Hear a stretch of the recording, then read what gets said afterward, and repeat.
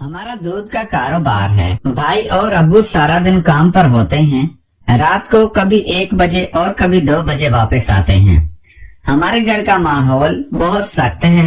अब्बू से सब डरते हैं। अब्बू सख्त मिजाज के हैं। मैंने अभी 12वीं का आखिरी इम्तिहान दिया था और फारिग था। अब्बू और भाई ने कई दफा कहा कि दुकान पर आ जाया करो, लेकिन मेरी दिलचस्पी नहीं थी, इसलिए मैं दुकान पर नहीं जाता था। या तो घर पर रहता, नहीं तो दोस्तों के साथ टाइम गुजारा करता था। अब्बू और भाई जब दुकान पर चले जाते तो घर का माहौल पूरी तरह बदल जाता और सब लोग सुकून का सांस लेते और भाभी बगैर दुपट्टे के घर में घूमती रहती। भाई की शादी को 2 साल हुए थे और अभी कोई बच्चा नहीं था। मैं सुबह लेट सोकर उठा था। मैं रूम से बाहर आया तो घर का माहौल चेंज होता। बहन और भाभी टीवी देख रही होती, अम्मा किचन में होती। कभी अम्मा कभी भाभी मुझे नाश्ता देती, मैं नाश्ता करता और दोस्तों की तरफ चला जाता। जिंदगी इसी तरह चल रही थी कि अचानक इस जिंदगी ने ऐसा मोड़ लिया कि सब कुछ तब्दील हो गया। अब आपको बताता हूँ कि ये सब कैसे हुआ। दोस्तों, मैं बैठकर मोहब्बत की फिल्में तो बहुत देखता था, लेकिन कभी प्यार का मूड नहीं हुआ कि कोई लड़की मिल जाए तो उसको प्रपोज करूं। एक दिन मैं अपने दोस्तों की तरफ गया तो कोई भी घर पर नहीं मिला। सब दोस्त कहीं काम से निकले हुए थे, इस वजह से घर वापस आना पड़ा। घर में दाखिल हुआ तो अम्मा और भाभी बाहर सहन में वॉशिंग मशीन में कपड़े धो रही थे। भाभी मुझे देखते हुए बोली, खालिद अच्छा हुआ तुम आ गए, ये कपड़े की बाल्टी लेकर ऊपर छत पर चल, मैं ये कपड़े धूप में डाल दूं। मैंने कपड़ों से भरी बाल्टी उठाई और ऊपर लेकर चला गया। पीछे भाभी भी ऊपर आ गई। कपड़े धोने की वजह से भाभी के कपड़े गीले हो रहे थे और भाभी का जिस्म वाज़ेह नुमाया हो रहा था।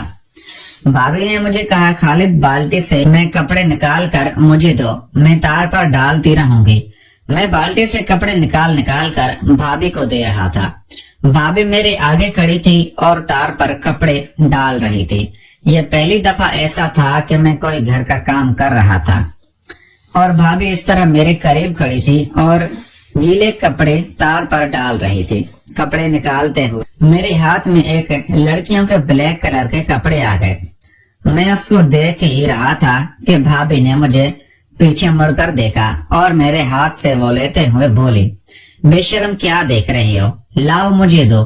भाभी ने मेरे हाथ से कपड़े लेकर तार पर डाल दिए और बोली, और कपड़े निकालो। मैंने बाल्टी में हाथ डाला और कपड़े निकाले कि भाभी ने पीछे मुड़कर मुझे देखा और मेरे हाथ से कपड़े लेते हुए बोली, खालिद तुम नीचे जाओ और कपड़े अम्मा से लेकर आओ।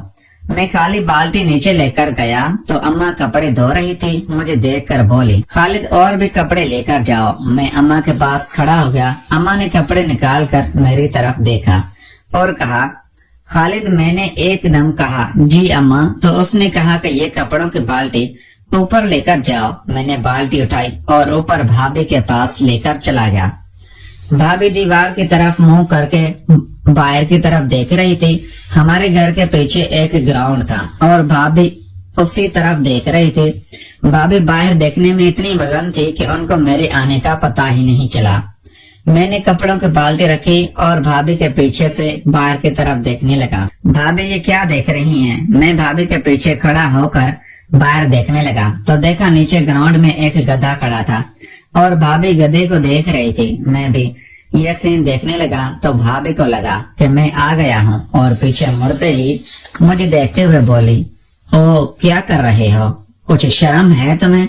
मैंने कहा, सॉरी भाभी, वो बाहर जो आप देख रही थी उसको देख रहा था। मैं भी कि भाभी क्या देख रही हैं? भाभी बोली, ओके, लेकिन आइंदा ऐसी हरकत नहीं करना वरना तुम्हारे भाई और अब्बू को बता दोगे।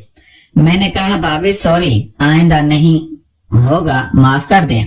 भाभी बाल्टी से कपड़े निकाल कर तार पर डालने लगी और कपड़े डालकर नीचे चली गई। मैंने शुक्र अदा किया कि बात ज्यादा गड़बड़ नहीं हुई, क्योंकि इस टाइम भाभी भी ये सीन देख रही थी। इस वजह से भाभी ने कुछ ज्यादा नहीं कहा। मैं नीचे जाने लगा तो ख्याल आया कि भाभी जो अपने कपड़े डालकर गई हैं उनको देखा जाए। मैं ऊपर अकेला था, भाभी नीचे चली गई थी और मैं कपड़ों को पलट पलट कर देख ही रहा था।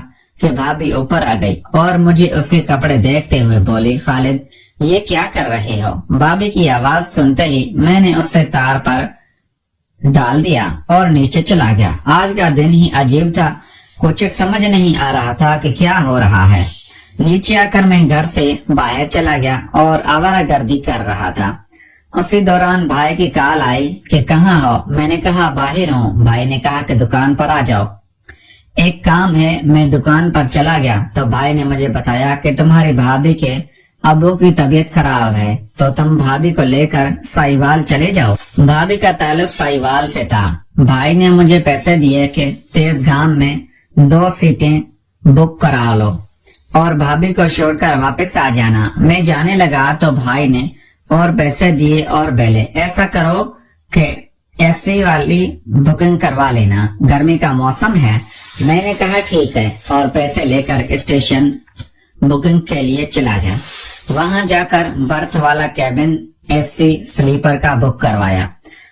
بھائی کو کال کی کہ کل کی بکنگ ہو گئی ہے۔ بھائی بولے تم گھر جا کر بھابھی کو بتا دو تاکہ وہ کل کی تیاری کر لے۔ میں اسٹیشن سے گھر گیا تو گھر میں سناٹا تھا۔ چھوٹی بہن ٹی وی دیکھ رہی تھی، اماں اور بھابھی نظر نہیں آ رہی تھی۔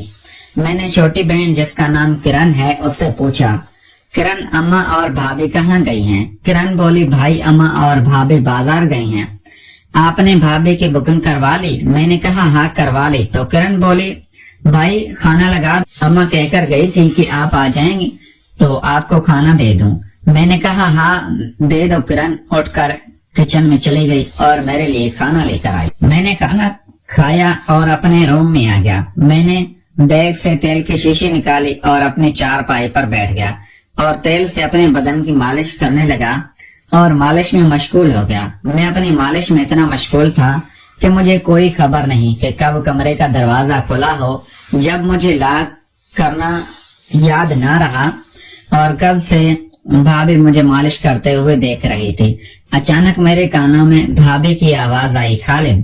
میں نے ایک دم سے اپنی آنکھیں کھولی تو بھابھی دروازے پہ کھڑی مجھے دیکھ رہی تھی۔ بھابھی کو دیکھ کر میں ایک دم اٹھا اور بولا آپ کب آئیں بازار سے؟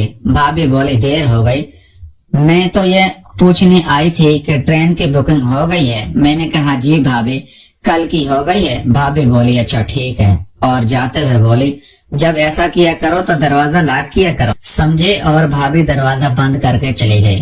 میں شرمندہ سا ہو کر بیڈ پر بیٹھ گیا، موڈ خراب ہو گیا تھا۔ پتا نہیں اب بھابھی میرے بارے میں کیا سوچے گی۔ میں انہیں سوچوں میں گم رہا کہ کرن نے دروازہ کھولا اور بولے بھائی اماں بلا رہی ہیں۔ میں اپنے کمرے سے نکل کر باہر لانج میں گیا تو اماں صوفے پر بیٹھی تھی۔ اماں مجھے دیکھتے ہوئے بولی خالد تم بھی اپنی تیاری کر لو کل کے لیے۔ میں نے کہا جی اماں ابھی تیاری کر لیتا ہوں۔ اماں نے کرن کو آواز دی کہ بھائی کے کپڑے دھو کر اوپر ڈال دیے تھے، اب سوکھ گئے ہوں گے، لے کر آ جاؤ۔ کرن اوپر جانے لگی تو اماں بولی خالد تم بھی اس کے ساتھ اوپر جاؤ اور سب کپڑے اتار کر لے آؤ۔ میں بھی کرن کے ساتھ اوپر چلا گیا۔ کرن بولی بھائی میں کپڑے اتار کر آپ کو دیتی رہوں گی، آپ کپڑے۔ میں بولا ٹھیک ہے۔ اب میں کرن کے پیچھے تھا، کرن میرے آگے آگے تار سے کپڑے اتارتی اور مجھے پکڑاتے جاتی۔ ہم دونوں نے مل کر کپڑے اتارے اور نیچے اماں کے پاس کپڑے رکھ دیے۔ اماں نے کہا نکال لو جو لے کر جانا ہے۔ میں نے دھلے کپڑوں میں سے اپنے کپڑے نکالے اور کپڑے لے کر اپنے روم میں آ گیا۔